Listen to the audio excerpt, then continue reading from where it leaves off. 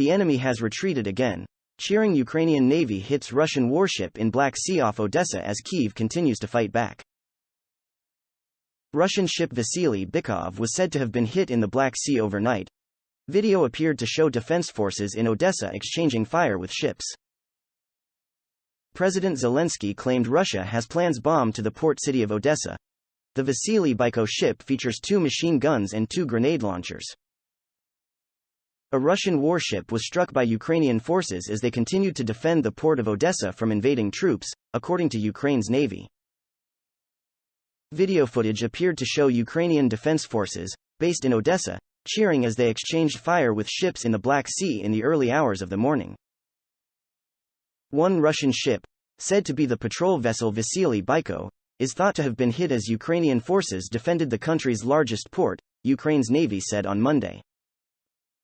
The enemy has retreated again, it said in a brief statement on Facebook. While the Ukrainian armed forces added, today, March 7, 2022, Navy Marine units of the Armed Forces of Ukraine defending the Odessa region hit an enemy ship. The apparent attack marked yet another setback for Vladimir Putin as his invasion enters its 12th day, with the capital of Kyiv still fighting back against invading troops. The Vasily Bykov ship was commissioned in December 2018 and is mainly used for protection and monitoring purposes. The Project 22160 patrol vessel, which has a range of 6,000 miles and a maximum speed of 35 miles per hour, features 2 machine guns and 2 grenade launchers. The apparent latest hit is another setback for the Russian president as his troops have failed to capture any significant territory nor the capital of Kyiv despite a weekend of heavy fighting. Russian forces are widely seen as having struggled in the face of Ukrainian military resistance and civil disobedience since entering the country 11 days ago. The Ukrainian armed forces claimed to have destroyed up to 30 Russian helicopters that had been moved to Chornobayevka airport, near Kherson, overnight and to have retaken the city of Chuhuiv, near Kharkiv, killing 2 Russian commanders, Lieutenant Colonel Dmitry Safronov, and LT Colonel Denis Glebov, in the process. Ukraine's Ministry of Defense claims to have taken out more than 11,000 troops, some 290 tanks, 1,000 armored personnel carriers, 46 planes, 68 helicopters and 117 artillery pieces as of Monday morning. None of those figures has been independently verified. Russia has acknowledged taking losses, but gave a figure of 500 deaths last week and has not updated it since. Ukraine's military estimates that 11,000 Russian soldiers have been killed in fighting along with the loss of 1,000 armored vehicles, 290 tanks, 68 helicopters, 46 planes and dozens of other pieces of hardware. Independent observers give lower totals, but Franz Stefan Gatti, of the International Institute for Strategic Studies, said the situation is nevertheless slowly becoming unsustainable for Russia. It comes after President Zelensky accused Russia of a war crime amid plans to bomb the port city of Odessa. Almost 1 million people live in Odessa, a cosmopolitan harbor on Ukraine's southern coast with both Ukrainian and Russian speakers and Bulgarian and Jewish minorities. In a video address, the Ukrainian leader said, "They are preparing to bomb Odessa. Russians have always come to Odessa. They have always felt only warmth in Odessa.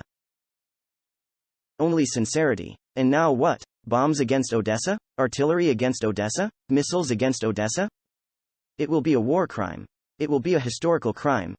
Analysts have previously said that taking Odessa would be a huge strategic victory and would give Russia a chokehold on Ukraine's economy.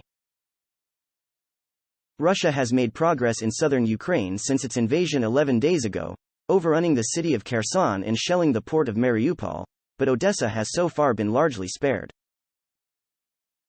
Putin's men renewed their bombardments on Mariupol, Chernihiv, Mykolaiv and Kharkiv this morning as hundreds of civilians tried to evacuate Irpin, on the outskirts of Kyiv, across a destroyed bridge after days of heavy attacks in an attempt to encircle the capital.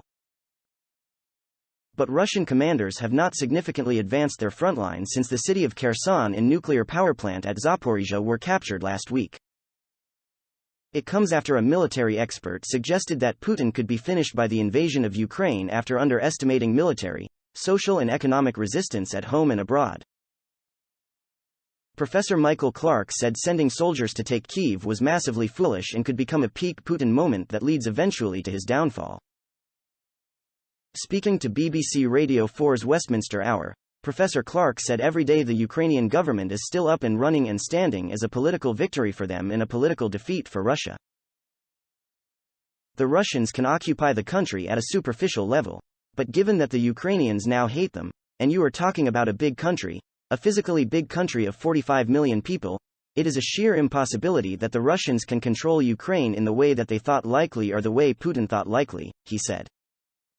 It's a completely impossible scenario. Putin has set his military forces, it's a huge strategic blunder, which incidentally has now become a political crisis in Russia.